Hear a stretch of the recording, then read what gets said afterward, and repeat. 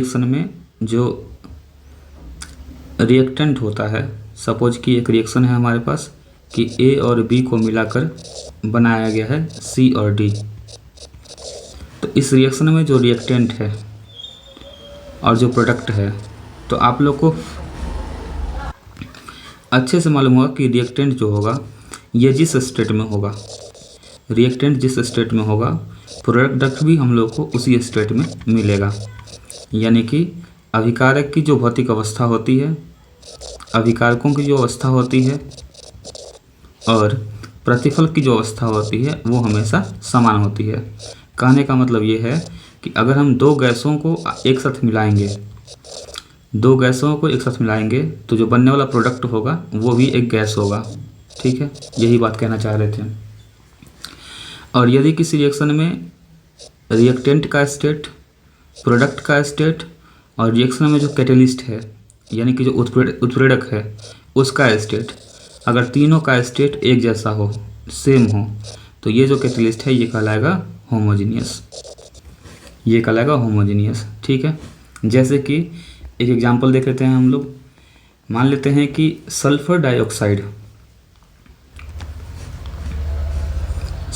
Dioxide का अगर oxidation कराया जाए तो ऑक्सीडेशन कराने पर बनता है सल्फर ट्राइऑक्साइड। बैलेंस करने के लिए 2 mole of SO2 and 2 mole of SO3। तो सल्फर डाइऑक्साइड का ऑक्सीडेशन जब करवाएंगे हम तो बनता है सल्फर ट्राइऑक्साइड। और इस रिएक्शन को करवाने के लिए कैटलिस्ट के रूप में हम लोग यूज करते हैं नाइट्रिक ऑक्साइड का। ये रहता है एज कैटलिस्ट, यानी कि उत्प्रेरक के रूप में इसका उपयोग करते हैं एज कैटलिस्ट। अब इस रिएक्शन में गौर से देखेंगे कि जो रिएक्टेंट है यानी कि सल्फर डाइऑक्साइड और ऑक्सीजन, ये दोनों का दोनों गैस है। जो हमारा प्रोडक्ट है यानी कि सल्फर ट्राइऑक्साइड, ये भी गैस है। और इस रिएक्शन में जो कैटलिस्ट का काम कर रहा है नाइट्रिक ऑक्साइड, ये भी गैस है। तो जब कैटलिस्ट का फिजिकल स्टेट रिएक्टेंट या प्रोडक्ट के बराबर हो जाएगा तो इस कैटलिस्ट को हम कह सकते हैं कि ये कैटलिस्ट होमोजीनियस है। ठीक है, और इसी का अगर हम उल्टा बात करें कि यदि किसी रिएक्शन में रिएक्टेंट का फिजिकल स्टेट और कैटलिस्ट का फिजिकल स्टेट सेम ना हो, यानी अगर ए और बी मिलाकर सी बन रहा है, यहाँ कैटलिस्ट X है, तो यदि state of X is not equal to state of A plus B और C, तो हम ऐसे X को यानी ऐसे कैटलिस्ट को कहेंगे कि ये कैटलिस्ट कैसा है, हेट्रोजीनियस कैटलिस्ट है। यानी कि इसको हम कहेंगे कि ये विसमांगी उत्प्रेरक है। फॉर एग्जांपल अगर बात करें, अमोनिया फॉर्म करने का जो हैबर प्रोसेस है, यानी कि नाइट्रोजन का रिएक्शन करवाना है हाइड्रोजन के साथ। तो जब हम रिएक्शन करवाते हैं तो एक ये रिवर्सिबल रिएक्शन होता है और फॉर्म होता है अमोनिया। ये आगे आप लोग को पढ़ना है हैबर प्रोसेस के अंदर, इनऑर्गेनिक केमिस्ट्री में। बैलेंस करने के लिए 2 mole of ammonia and 2 mole of nitrogen.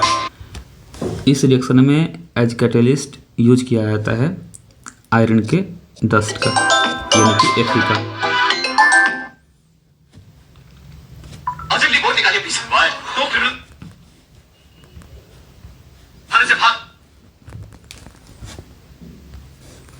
तो अगर हम लोग इस रिएक्शन में देखें तो देखने वाली बात यह है कि रिएक्टेंट जो है यानी कि नाइट्रोजन और हाइड्रोजन, ये दोनों का दोनों गैस है।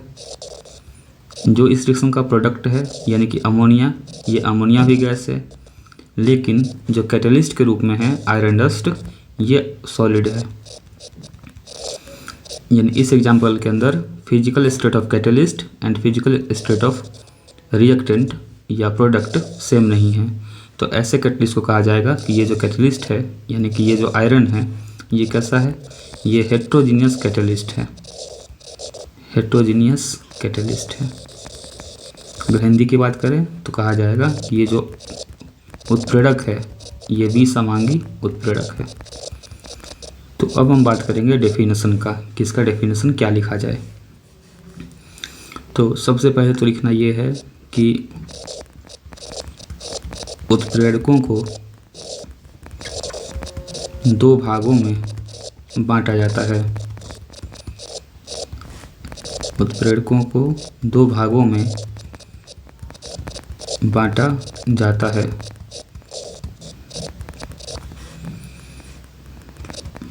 पहला समांगी उत्प्रेरक और दूसरा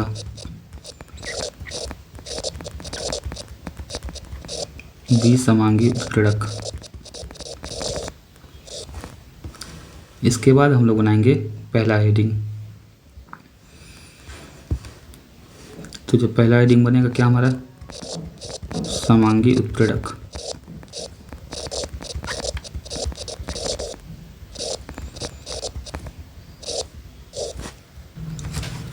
इसमें लिखना है कि यदि किसी रासायनिक अभिक्रिया में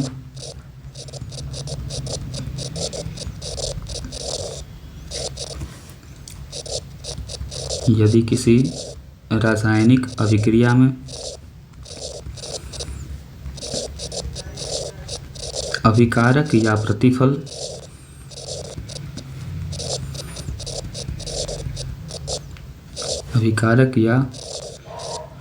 प्रतिफल की अवस्था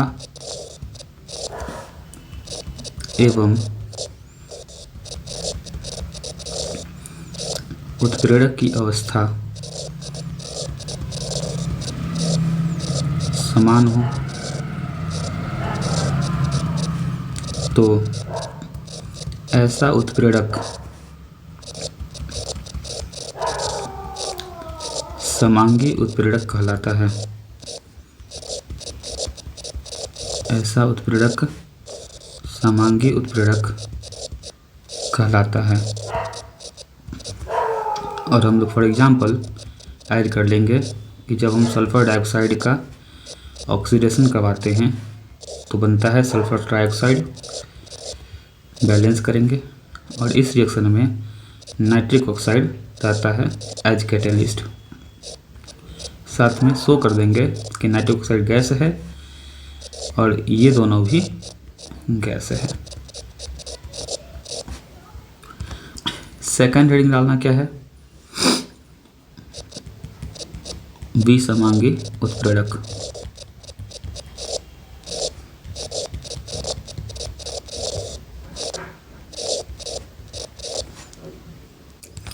इसके अंदर जस्ट उल्टा बात लिखना है। क्या लिखना है कि यदि किसी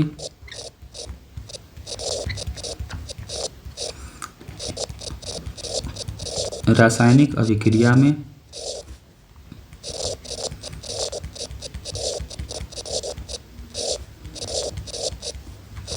अभिकारक या प्रतिफल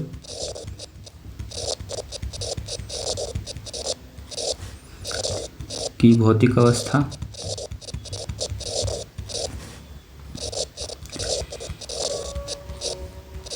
एवं उत्प्रेरक की भौतिक अवस्था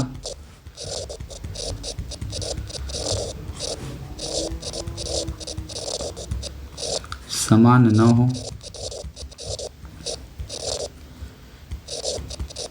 तो ऐसा उत्प्रेरक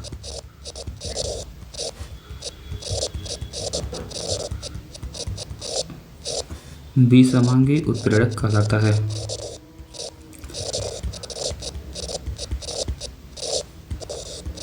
और फॉर एग्जांपल क्या देंगे हम लोग, फॉर एग्जांपल देंगे कि नाइट्रोजन का अगर हाइड्रोजन से रिएक्शन कराया जाए तो अमोनिया बनता है और इस रिएक्शन में आयरन का डस्ट एज कैटलिस्ट काम करता है। ये सॉलिड फॉर्म में है यानी कि ठोस अवस्था में है और ये सब गैस की अवस्था में है। तो इस तरह से थ्योरी को पूरा करना है। अगर इंग्लिश की बात करें तो हम लोग को कुछ इस तरह से लिखना है कि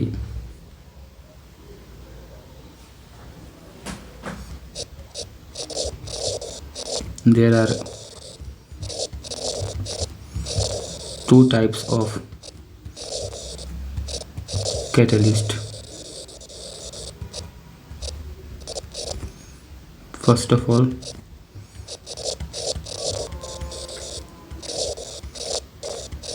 homogeneous catalyst, and second, heterogeneous catalyst.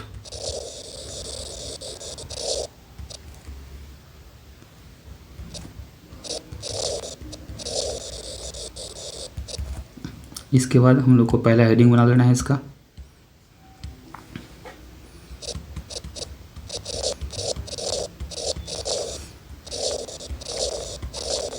Homogeneous catalyst लिखकर डैश एंड लिखना है कि when physical state of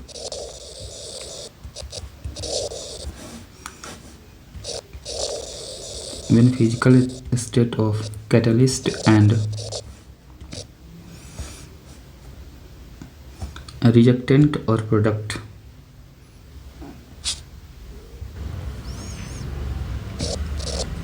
reactant or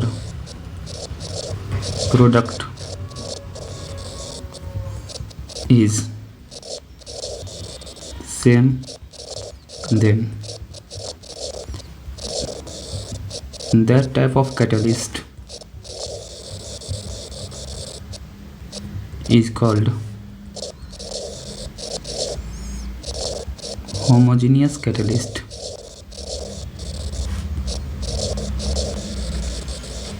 and for example हम लोग साथ में ऐड कर देंगे कि जब हम सल्फर डाइऑक्साइड का ऑक्सीडेशन करवाते हैं तो बनता है sulphur trioxide.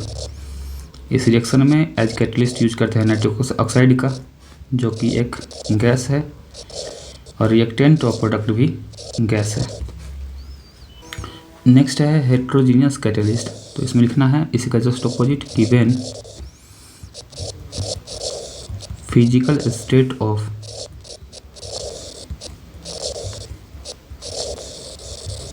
catalyst and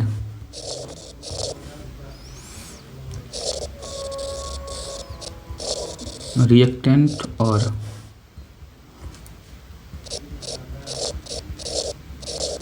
product in a reaction is not same, then that type of catalyst is called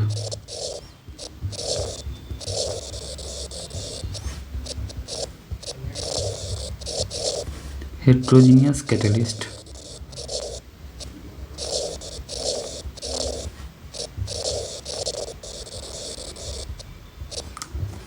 and for example nitrogen का रिएक्शन हाइड्रोजन से रिएक्शन रिवर्सिबल फॉर्म होगा अमोनिया, बैलेंस करेंगे। Fe रहेगा एज कैटलिस्ट जो कि solid form में है, nitrogen plus hydrogen gaseous form में है, एंड अमोनिया गैसियस फॉर्म में है। तो इस तरह से थ्योरी को कंप्लीट करना है। वीडियो ज़्यादा लंबा हो जाएगा, इसलिए हम जल्द ही मिलते हैं अगली वीडियो में। धन्यवाद।